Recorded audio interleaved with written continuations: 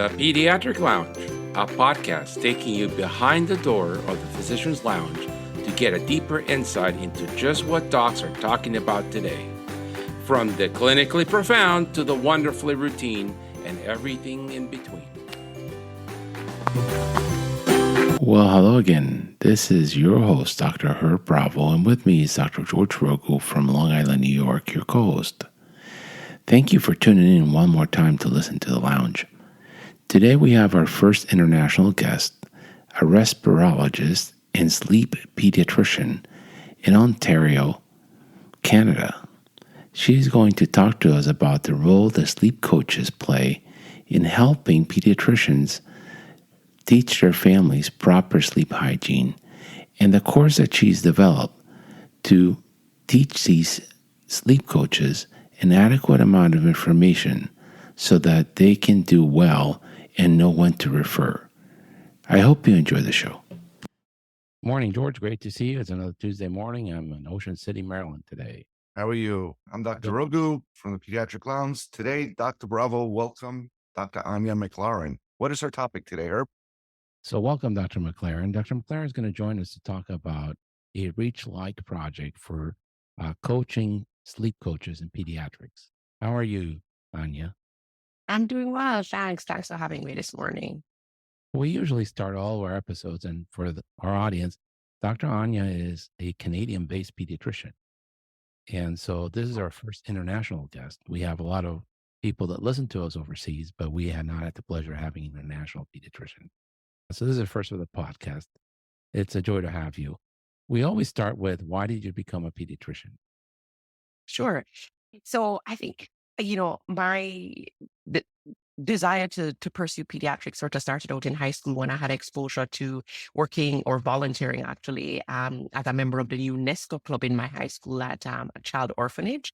As I progressed through my medical education and training, being on pediatric rotations, I found I was most inspired, most, joyful. So it was almost a natural progression to pursue pediatrics after medical school. Wow.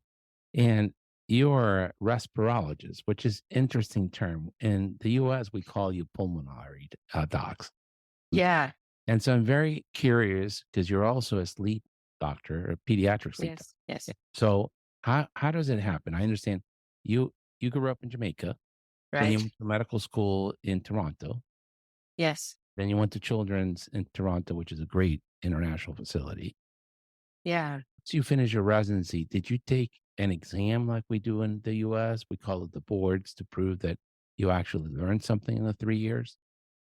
Yeah. So we have, it's called MCCQE, which is basically an examination that every physician who completes their medical training has to complete in Canada in order to have a license to practice medicine. And this is before we go into residency training. And then once we've completed our residency training, there's a Royal College. So Royal College and Physicians of Canada is our sort of governing and licensing body. This exam is 2 days, proctor exam, or Exactly. The pediatric licensing exam, after we finished our pediatric residency training, it's a day-long exam, including both type assessments as well as our written exams. We had a written exam on one day, and then we had our OSCE exam on another day. We get standardized patients, and they're examining us in the room, and we're given a STEM, and we have to perform what that STEM asks or requires of us. After how many years do you have to repeat that exam? So currently we have a continuing medical education program with our Royal College. So we don't have actual standardized examinations, but in order to maintain our license as a physician or a pediatrician, or to continue practicing, we have to complete a certain number of continuing medical education type.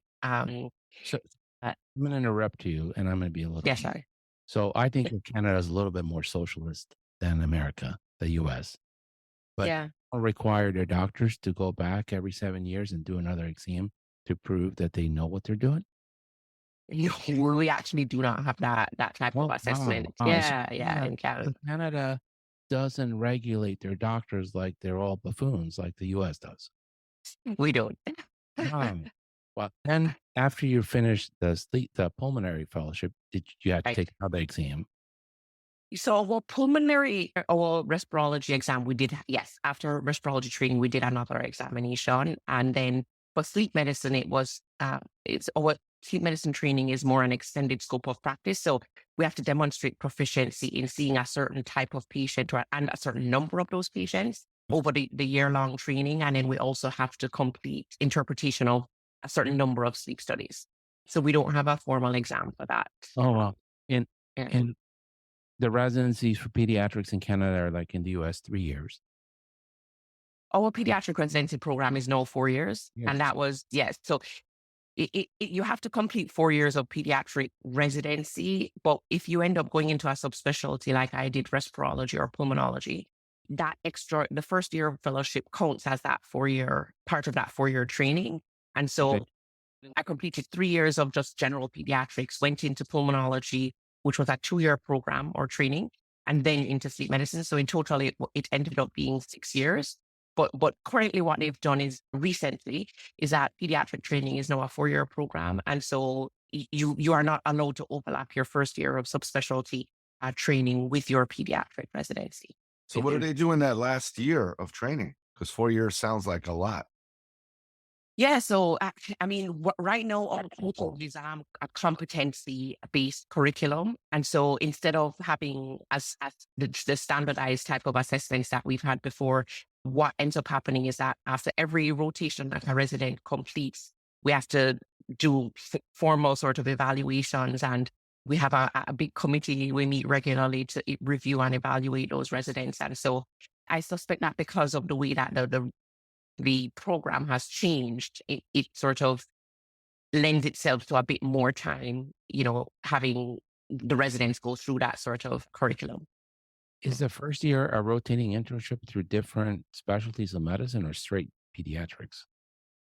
There's a lot of inpatient sort of CTU or general pediatrics on the ward throughout most of the years, but there is, and it depends. Certain residency programs will have the first year where it's primarily general pediatrics. And then when you get into second year, it ends up being a lot of subspecialty rotations, which is the program that I completed at the Hospital for Sick Children. So the first year was completely sort of all general pediatrics in the community as well as in the hospital or tertiary care, quaternary care setting. And then once you've completed that, the second year is primarily subspecialty training. In the third year, you had opportunity to do electives, in the areas that you were interested in. And so now is the pulmonary fellowship, but respirology fellowship 3 years or 2 years? It's 2 years. it's still 2 years. Yeah. Yeah. Two? Still 2 years. Oh, Two? Yes. Yeah. Yeah. Two. In the US, it's 3. Okay. How much of that time is devoted to research? I think it varies the pediatric residency programs that do have pulmonology as a subspecialty are not, it's not in every pediatric residency program across Canada. When I trained at Hospital for Sick Children, everyone had to complete a scholarly project. And that was sort of done in addition to the clinical work that you were doing, but you had to demonstrate some competency in performing research, a research project. As far as I remember it being sort of specific time that was allotted to do that. But, you definitely did have electives that you could do research on, but you definitely had to complete a scholarly project over those 2 years. Oh, well. And so here it's 3, and I think something like at least a year or 18 months is dedicated to bench research. Oh, I see. Yeah, it's not so- like that in Canada. Yeah. And then they have to Yeah. take the board exam, and they got to repeat that board exam every 7-10 years to qualify as a Right. board certified respirologist. I wasted money and time. And so you did all these great things. And what is, like, through your residency program? So I'll level set because it's a little different. But in the US, for example, the average family of 4 makes $50,000 a year. And pediatric resident will be lucky if they get $40,000 a year to $50,000 to do residency. In Canada, are residents used as kind of like indenture labor too? Yeah. They're not paid a fair wage through all these 7 years? Yeah, so I would say, and I cannot remember sort of what the exact numbers were. I mean, since I went through my training and currently there's a lot that has changed to preserve the, I guess you call work-life balance of our residents. So, when I was going through training, we had 24-hour on-call shifts. No, they're 12-hour on-call shifts. And typically, staff are pretty good at getting the residents out after the completion of those blocks. That rotate that time block. No, I would say a resident in Canada makes enough money to sort of live independently, likely contribute towards repayments of their, medical student loans. And I remember when I went through residency, it was I felt that I had enough to sort of live independently, and again, the work-life balance that I was going through is probably a lot better now. But there were definitely efforts, and always have been efforts by supervisors to, help preserve that work-life balance among residents, get them out on time. So it's pretty reasonable, I think. So just so you can laugh, when George and I went to residency, there were no limits. So we were basically on every third night for 36 hours on a row. And every fourth. And well, we did every three. And they would call you in if you wanted to see an interesting case coming to the PICU and go on the helicopter. And I started making $25,000 a year in '89, which was nothing. I mean, it's what, a clerk at a restaurant would make. Yeah. And so it's not in '89. I think in '89, that's what a level entry job was. But anyhow, and so do you have a problem, not you personally, but the Canadian physician, do they have a problem with student loan repayments? I would say when I went through medical school and I took out a line of credit for my medical aid, I was told that within the first few years of practicing, most residents or most physicians are able to repay their loans. And so my general sense is that within 5 years of completing training, we are able to sort of complete the repayment of our loans. I think one of the differences between Canada and the US is that our medical tuition is fraction of what it is in the States. And so that definitely helps with the repayment. So when I actually entered the University of Toronto as a medical student, and to give you just an idea of, because the international student tuition was $50,000 Canadian a year. The domestic rate was something around 20 to 25. So, and it ended up, I think, and I would say University of Toronto is probably one of the more pricey medical schools in terms of tuition. I don't know what the figures are now, but I think that lends itself to, less issues with repayments once we're out and, staff position. And as far as choosing a specialty, you had a passion for pediatrics because what you saw in Jamaica, and that's your calling, right? Which is what it should be. In the U.S., the pediatricians are the lowest paid, and some don't even consider a specialist. And the divergence is appalling. So in U.S. dollars in Michigan, a starting pediatrician will start out at $120,000, while anywhere in the country you cannot recruit a radiologist for any less than somewhere between $350,000 to $500,000. Oh wow! Is the disparity the same in Canada? Yes, there is that similar disparity. So I remember when I was in medical school, we had a list of starting salaries for different subspecialties. And I think pediatric psychiatry and family medicine were at the bottom of that ladder. And at the top, as you pointed out, radiologists, general surgeons, in general, adult subspecialties and adult, physicians get paid. I would say probably twice as much, if not more, than pediatricians. Not 5 or 10 times. I don't think it's as, it also depends. There are pediatricians who are going to practice and only work part-time. But if you were to compare a full-time pediatrician in the community to a full-time, gastroenterologists here do pretty well, then it probably is more than 2 times. Maybe 3 to 4. I don't suspect it's as much as 10. Right. Yeah. And because the disparities are because the specialists all do procedures, and in pediatrics, there is no procedure. So it's all evaluation and management, preventative care visits. There's no procedure. Right. If there was one procedure that peds could do, the income would be much higher because the way that the system is rigged, they pay for procedures. So, I would say for pulmonary function testing and pulmonary function test interpretation, if you compared an adult respirologist to a pediatric respirologist, I think they still probably do better.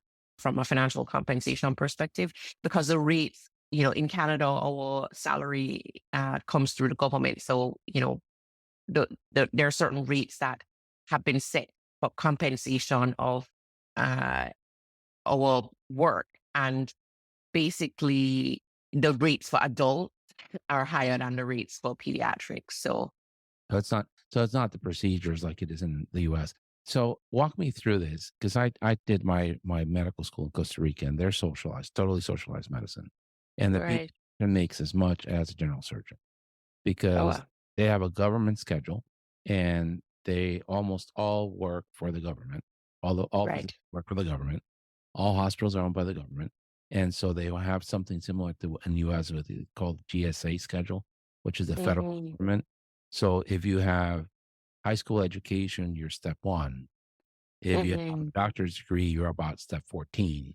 If you have postdoctor training, you're at step 15. And so Right. the surgeon would make more than the pediatrician because they were started out the same place, but the residency was 3 years for the pediatrician and 5 for the surgeon. Hmm. And so they started a higher salary because of those 5 years of post training. Right.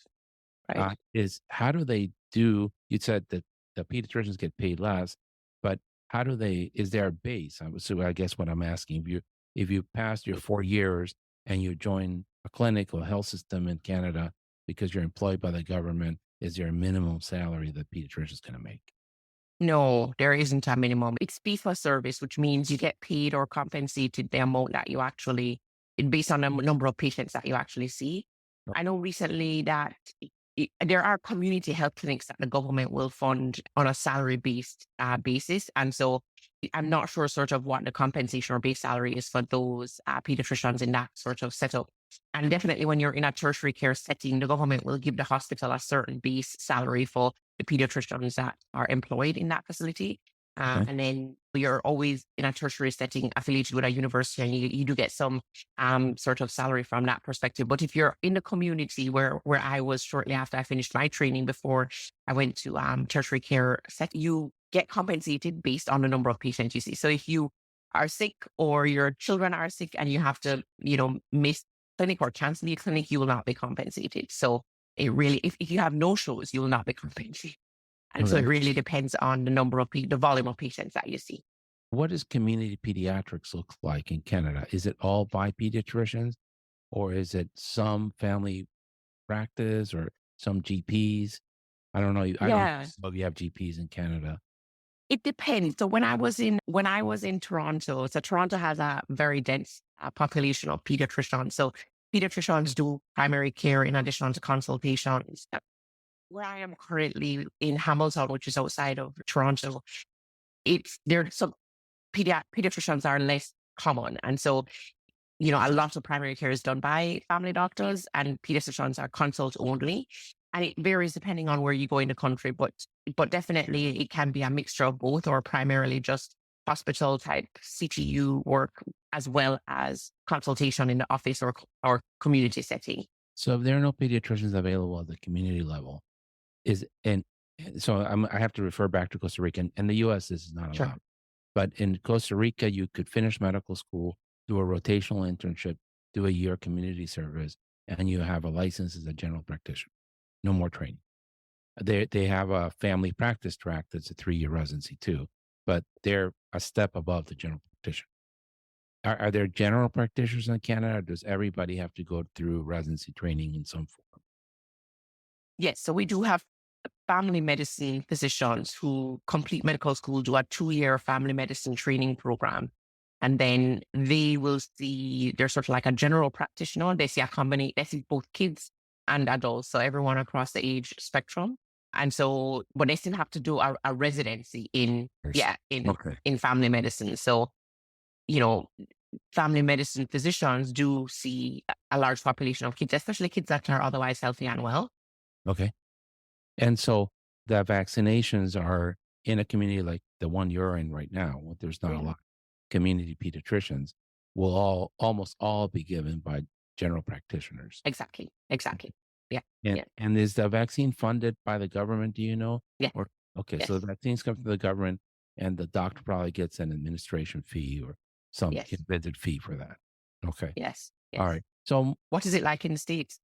well, in the States is really awful. So there are two different programs. There's those for kids that have private insurance, and 52% of our kids now live or near the are at or near the poverty line.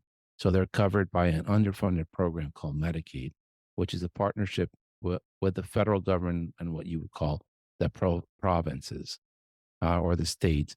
And they provide the vaccine serum, and then they pay the private pediatrician to administer the vaccine. But the the insured population, you bill the insurance and then they reimburse the practice for the vaccine. And see. it's very complicated, very cumbersome. Mm. And Mhm. the Medicaid service is woefully underfunded. So Mhm. some states, it pays 50% of what they pay for an adult patient for the same visit. And Wow. for example, in my state or province for the Canadian audience, 50% of pediatricians will not accept Medicaid because they can't afford it. Mm. Okay. Mhm. But there's not the Mhm. same rate for everybody. It just depends what insurance you have. It's a total mess. Wow. Mm. What do you think your residents coming out if they went to a community pediatrics job would start at?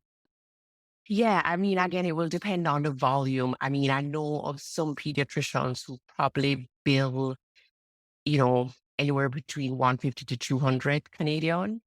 I mean, for pediatricians who do combine their work in the community with being on call at a hospital in the community, if they're doing 24-hour, 12-hour call shifts, and again, depending on, if there's a night where they're having to attend 10 deliveries, you could walk away from an overnight call shift, billing anywhere from five to even $10,000 just for that call shift. Oh, Yeah, wow. but And so, but you just said 5 to 10 deliveries. Pediatricians yeah, well, do that in in combination with a lot of other things. So like any, babies who you have to admit to the NICU, or if you had to do an LP on a baby who came into that's a lot of work. emerge. So yeah, So no, work. it definitely. I actually I did work at quite a busy hospital towards the latter year and towards the end of my pediatric residency training program or respirology training program. It was busy, and so but you can feasibly and very easily bill anywhere between 5 to 10,000, depending on the volume. So you're going to be the hospital pediatrician for emerge, for the NICU, for labor and delivery. There's also a post emerge clinic that runs throughout the day, and so it's quite busy. And then, so depending on how many call shifts you're doing in addition to your community work, you could potentially bill more than sort of 150 to 200. Yeah, but that's a lot of work. Yeah, no, Most doctors don't definitely. want to do all that work. No, It's a lot of work, yeah. I'd stay away from generalizing. In Costa Rica, that is the model. So almost every pediatrician that goes through their children's hospital will join a community hospital and do what you're saying, call shifts. And they'll be Yeah. responsible for the ward, the delivery service, the emergency room, and stabilize the kids and send them to the National Children's Hospital. And then they work at a hospital-owned clinic for consultations, or they'll do that and then they'll have a private practice where they get paid cash to see them. Right. In some ways, up to the age of 50, I think that's the best model because you keep your skills by still going to the Yes. hospital. I mean, Yeah. I don't know that I could do it every fourth day anymore, but Mhm. once a week, I think I could have lasted for a while. Mhm. You have your skill sets. Well, right now, for many of the U.S. based pediatricians, we don't even attend the hospital, not even the normal nursery. Mhm. It's either community or hospital based. Okay. And neither side is doing well financially, and there's a shortage of both community and specialists. So Oh, now wow. I have one. Thanks for sharing all of this. It's fascinating Yeah. policy point of view to see what just across the border, right? We're Yeah. Yeah. pretty much the same country, but that's going to offend some people. But we speak the same language except for the Quebecois, and we share a lot, but we're so different in so many ways. And I have an off the wall question for you. Well, Sure. what led you to leave Jamaica and the beaches to go to the cold winter? I Canada? I know. I I mean, know. you fall off a bike as a child or something? I mean, Yeah. So when I completed my high school education, I had the opportunity to attend on scholarship a university in North America I, or Canada. And was pretty sure I wanted to do medicine. In Jamaica, we go directly from high school into our vocational training. And so I ended up, being wondering if there was anything I was missing out or if I did commit to a program, that was, you know, in Jamaica, the medical school training is about 7. And so I wanted to get exposure to what else existed. I thought about physiotherapy or kinesiology, and it, I had two sisters who were also going away at the same time. And so it seemed, you know, I'd come abroad, get my first degree, and then I could always go back home if I wanted to. So I think it was a combination of me wanting a bit more exposure and wanting to be 100% certain that I was entering into the career that I really wanted to be in. Oh, wow. That's, having come from overseas, we have a term for that in the mid-developed countries, which is brain drain. You know, Right. um, Right. the most talented people go away on scholarship and then you come back. Now, you have an interesting program, and I've coined it the REACH program for sleep coaches. Yes. The reason why I coined it that way is because we have something called the REACH program for mental health that Mhm. run by psychiatrists for pediatricians to help us manage anxiety and depression in the offices because we have so much of that. Why do we need a REACH like program for sleep coaches? There are many reasons. I mean, sleep coaching is where I started, but my plan is to really sort of capture all professionals who interface with children in the medical care setting or healthcare setting.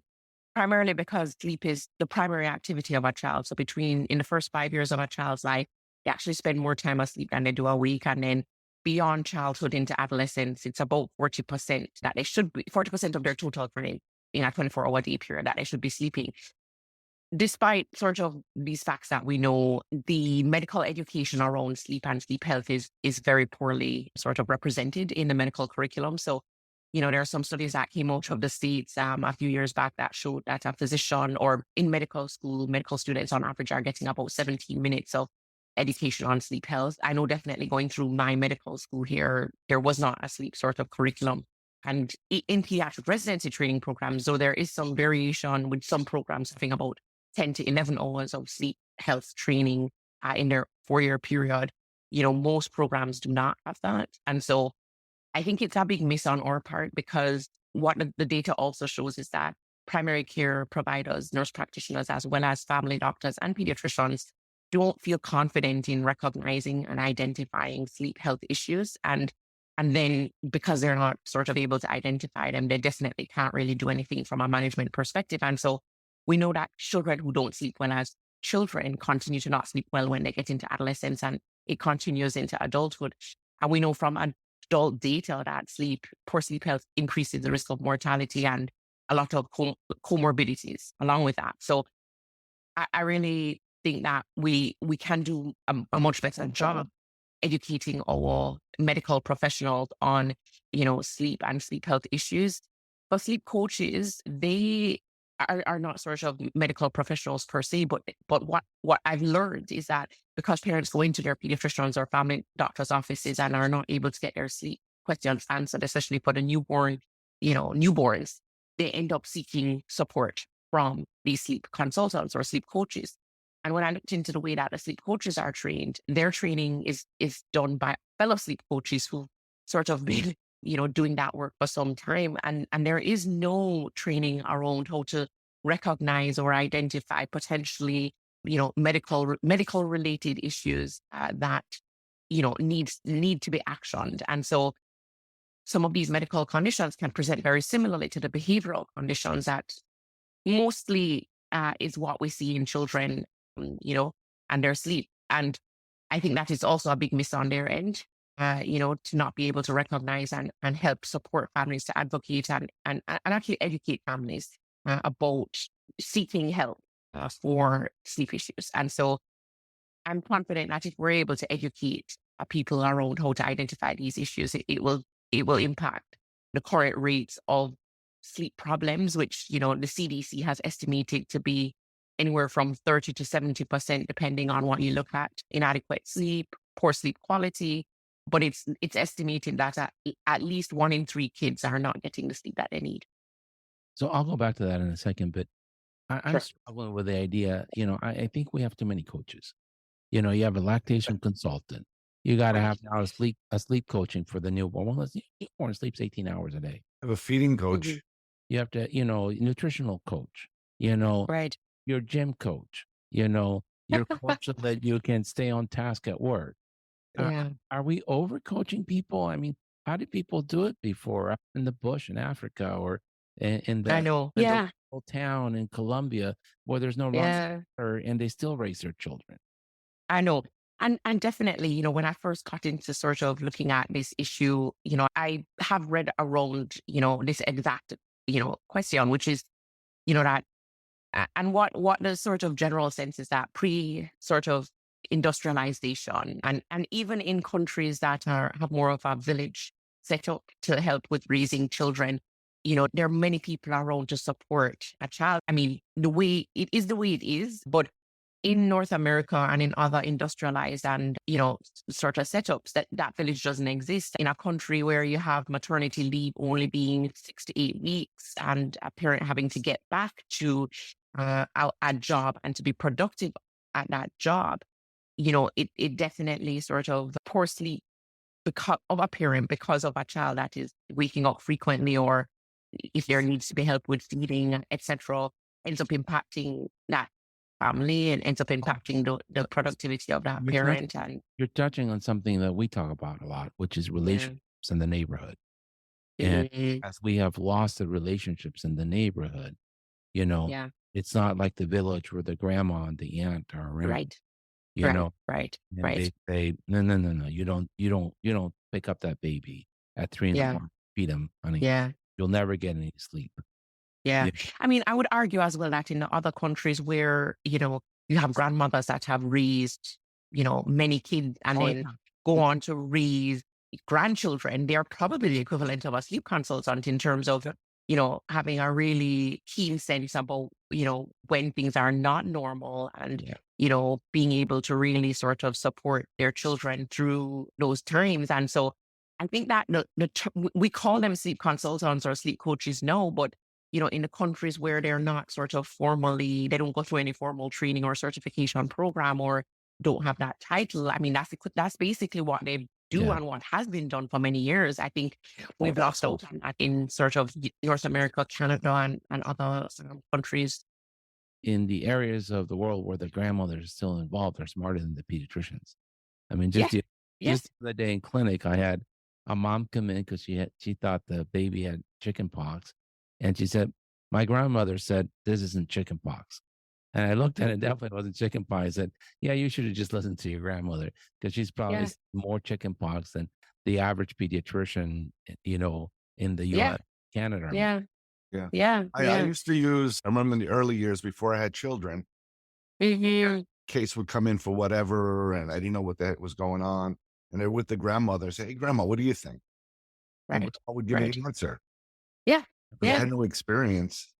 Yeah, I mean, exactly. 20 kids, Yeah. so But today's moms, they don't believe what the grandma says. It's it's changed since you were a mom, boomer. Yeah, yeah, yeah, yeah. And so, how are you going to try to change this? Especially, I'm really concerned about these coaches that have no formal training, and yeah, you yeah, know, I'm gonna get myself in trouble, but it's in the U.S. It's like the nurse practitioners. As long as you know the limits of your knowledge, you can be very helpful. The yeah, moment you overstep the yeah, limit of your knowledge, you can yeah. be very harmful. And that Yes. applies to me too. I'm not going to change a child's medicines for Yeah, epilepsy. I don't do that. I'm yeah, not going to adjust your heart medicines on a kid with congenital heart disease. I'm yeah, not trained to do that. yeah, That's why the pediatric specialists exist. I'm regulated. These sleep coaches are not regulated. They're being paid right. cash, and they have an incentive to get you to feel what's the word I'm using for not confident. So you use their services more. Yeah. Yeah. Very Yeah. Yeah. So, I mean, when it comes to the question of scope of practice, I think it has to just be very clearly sort of communicated. And I think most of them do have a general sense what is within and outside their scope of practice. Of course, this is a general statement, but I mean, I think what the program that I've created does is really sort of educate on the most basic level, because the other thing as well is that there's no real prerequisite to become a sleep coach or sleep consultant. And so, you have sleep coaches or consultants who have, there are nurse practitioners who end up doing certification programs, some of them. And you also have pediatricians who do these sleep certification programs. But then you have individuals who may not have completed high school, who end up being nannies, for example. And so it's such a huge mix of individuals from different educational backgrounds. And so what my program aims to do is to, at the most basic level, provide some education around what sleep is and what potential sleep issues could look like. And basically, my program doesn't sort of extend the scope of practice of a sleep coach. It sort of educates them and then says, if you do encounter these issues, you should advise your child to seek medical attention, and you should not sleep train them through these issues, because I find that oftentimes, well, what I've found is that when a child is difficult with the process of sleep training, a lot of sleep coaches will continue through and push through when potentially there is a medical issue at hand that you could be missing. And so I really, the goal of the program is really to educate sleep coaches about what, can present and can look like behavioral sleep issues, and really sort of encourage and advocate parents to seek, medical attention, and talk to their family doctor or pediatrician about it. Yeah, you're absolutely right, because the sleep, if you look at sleep, people with anxiety and depression won't sleep well, but their anxiety and their depression won't get better until they sleep well.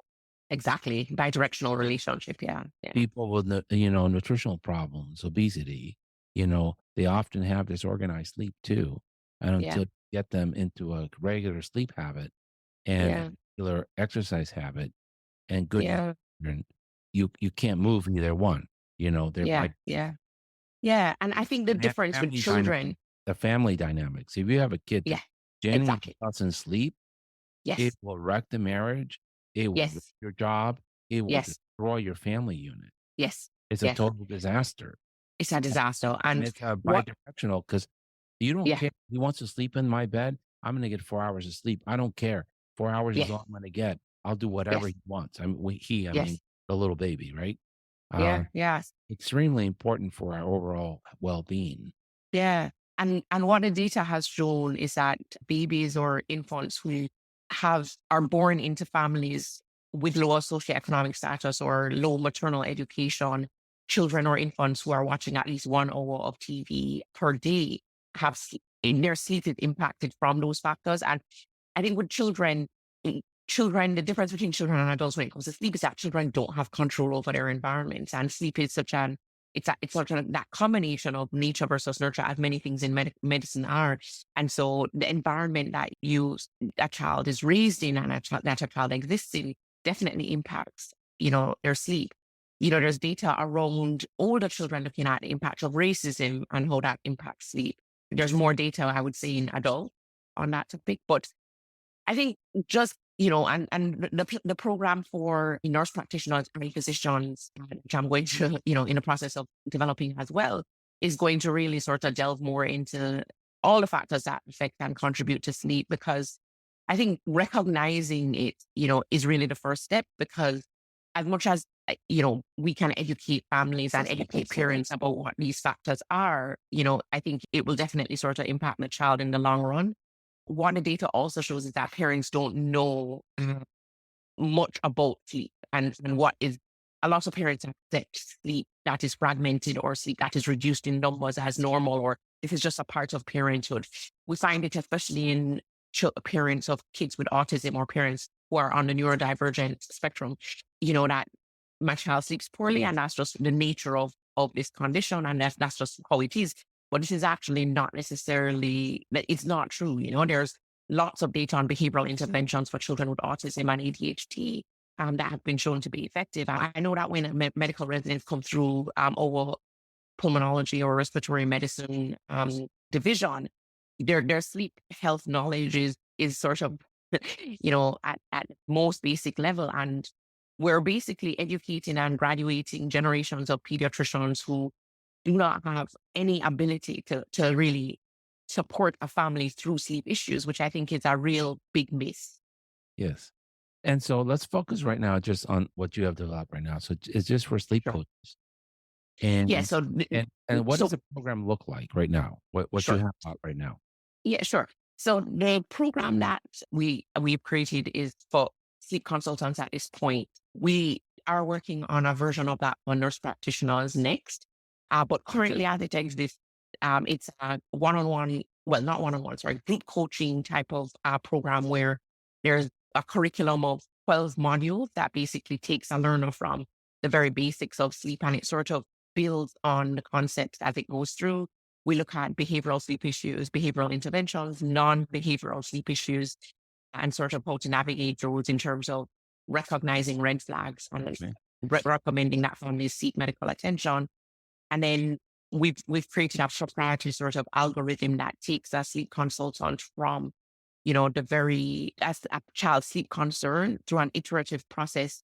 So basically you have an input, which is what the parent will tell the sleep consultant, and it takes them through iterations of what to ask and what to look for. And then it ends with recommendation or an output. And so that is for both sort of 0 to 1 and then 1 to 5.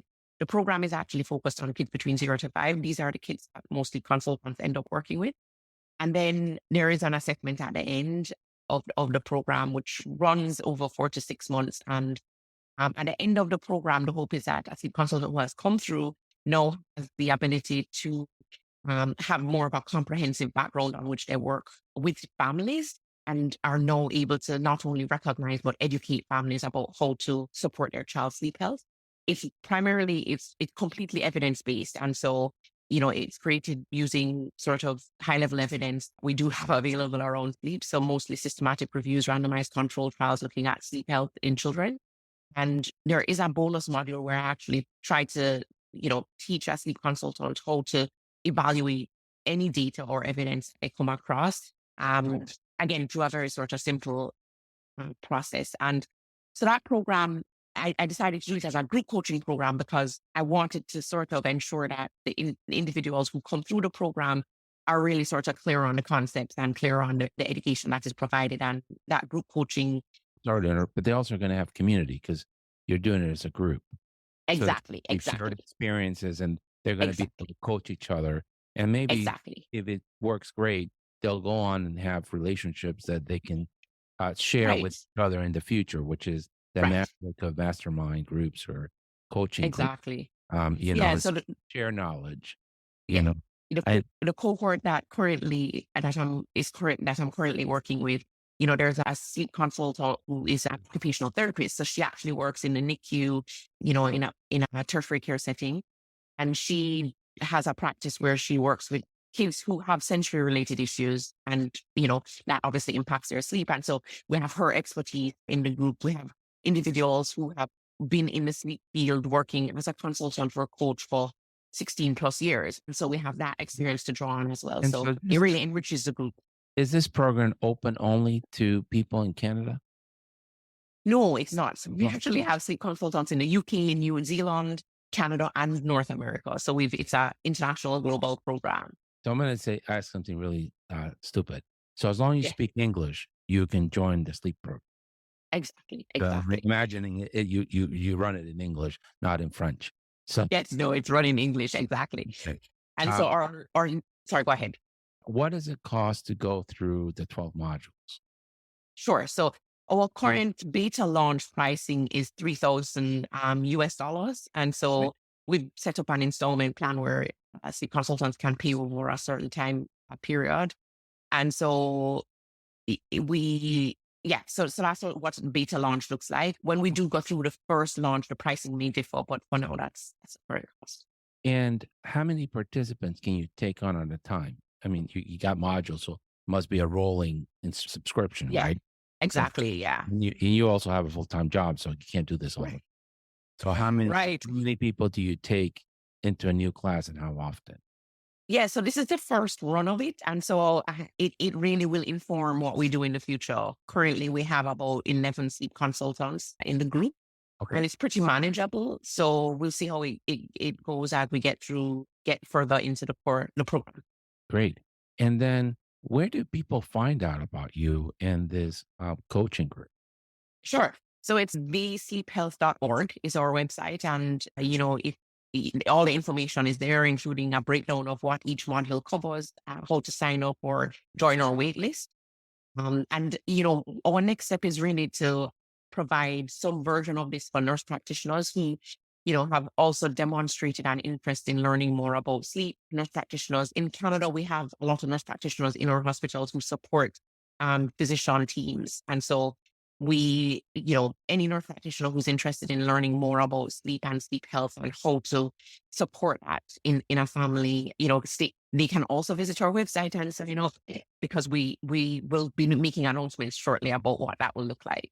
Is Great. this organization like a private organization or is it some academic center backing it? But currently, it's a private organization. I like that. And so we'll put the link to the website on our show notes for those who are interested in going there Thank you. and looking into it. So we'll also do it on our YouTube channels. I have one question. Yes. So it looks like the purpose of this is to teach some professional how to do sleep coaching. So they have to pay for training, certification, and so forth. What is their return on investment? But I don't think there's a procedural build for this. I guess it's an office visit. Yeah. So, I mean, when we talk about medical professionals, for sure, it will expand the scope of a nurse practitioner's role. So, nurse practitioners, as you know, can see patients independently. And so, being able to have a tool that takes them through an assessment for a patient with sleep issues, will expand their scope and allow them to create a bit of a niche within their practice. And so that is somewhat of an incentive, I would say. For pediatricians, it also in Canada anyway, and I am sure in the States, you can actually, I mean, doing a sleep consultation is something that is not very hard and sort of very simple to do. And my hope is that any pediatrician who comes through this program will leave feeling confident to be able to actually start seeing sleep consultations, in Canada. And I'll speak specifically to Ontario, the wait time to get in to see a sleep physician is over a year. And so, and I mean, these are for issues that are very sort of simple and easy to solve at the primary care level. I mean, a child who needs a sleep study will have to see a sleep specialist. But, I would say that, a fraction of the referrals that we get are actually for kids who need sleep studies or kids who end up having sleep apnea or any other type of sleep disordered breathing. And so what I hope this program will do is really empower medical professionals to take on or see children who have sleep issues and, reduce the wait times that we currently face and get kids sleeping well because it's a foundation of their health. But these coaches are doing it for cash, right? So the coaches, I think, are, the coaches, yes, so you're right. The coaches do this for cash. And so my vision with the sleep consultants and the sleep coaches is that, and I sort of view them as supporters of the work that physicians do, because if they're able to really identify the kids that do need the help and support from a physician, then that for me is a real sort of public health good. And it definitely can change the trajectory of a child's life because there is data to show children who go with untreated sleep issues have a greater likelihood of carrying those sleep issues into adolescence and adulthood. And so if we can change that path or trajectory of a patient, whether it's a paid service or not, it goes a long way for that parent, for that child, for that entire family.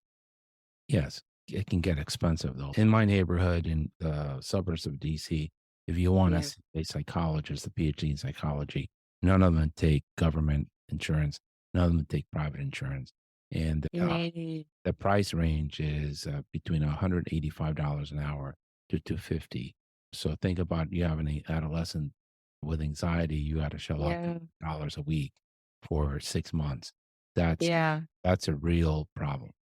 Yeah. I mean, and I'm quite aware of sort of that. I'm aware of that. And one of my hopes is that, you know, other allied health support professionals will see the value in adding sleep and sort of sleep health education and knowledge into their tool belt or toolkits, and will be interested in taking a program like this where they can provide more affordable access to services. So, in Canada, for example, social workers and there are many social workers who have gone into sleep training and sleep consultancy.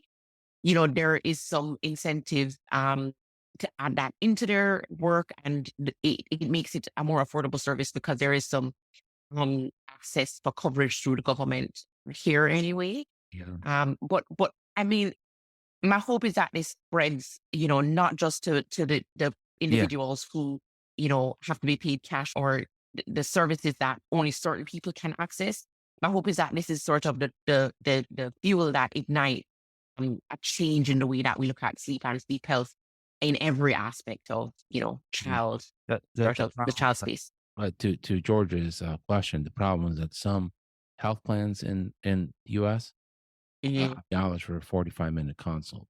Yeah. So if I was going to do a sleep program, I'm going to get $50. The overhead on a pediatric clinic in the U.S. is 60 to Yeah. 70%. So, $50 times 30 is $15 for my hour worth of time. Yeah. There's no way Yeah. I can pay my mortgage on that. Yeah. All this is definitely needed. We need it. Yeah. However, the federal government and the state or the provinces, as they say in Canada, in the U.S., have not properly financed the healthcare of children. And so Right. it's very difficult to tackle these. To me, this is easy money. Yeah. Invest a little bit and you change the trajectory of a whole lifespan. Right. But the politicians in the U.S. don't have the courage to do this and Yeah. in our youth today. They rather pay a lot of money for the elderly to be seen because those are the people that donate to their campaigns, and those are the people that are organized, and those are the people that turn out to vote. Right. That's where their bread gets buttered. Yeah. And so that's a problem we have in the U.S. right now.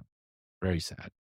Yeah. No, for Sounds sure. like a wonderful program. I wish you the most of success. And like I said, Thank you. put all the description on our show notes and a link Yes. for the listeners to go find you and keep in touch. I'm very interested I in will. this grows and as you get put into nurse practitioner and so forth. Yeah. Yes. Questions, Thank you. George? Any other questions? No, I'm pretty good. I understand. I've seen a lot of sleep training coaching programs. It seems to be popping up. Yeah. I always say medicine is a fashionable thing. Every couple of years, there's something else. Yeah. Doctors should learn this stuff. This is bread and butter, Pete. Yeah. No, It's for the sure. delivery. It's the delivery that's adjusted. And Anya, do you have anything that you want to say that I didn't ask you? I forgot to ask you that you think. No, I mean, I think you Conversation. touched on everything. Yeah. Thank you so much for your time and for having me on your podcast. Well, thank you. Thank you. It's been very enjoyable hour. And we're so proud with our first international guest. Oh, thanks a lot. All right. All right. Take Stay care. well and stay warm out there. Thank you. Thank you for listening. This has been a production of the Pediatric Lounge. On the show notes, you will find links to our co-host and other important notes as well as a timetable of the topics discussed today. Don't forget to follow us on social media and subscribe to wherever you listen to your podcast. Leave us a great review as it helps us greatly. In the meantime, we will see you next week. The Pediatric Lounge. The conversations are not intended as medical advice, and the opinions expressed are solely those of the host and the guest.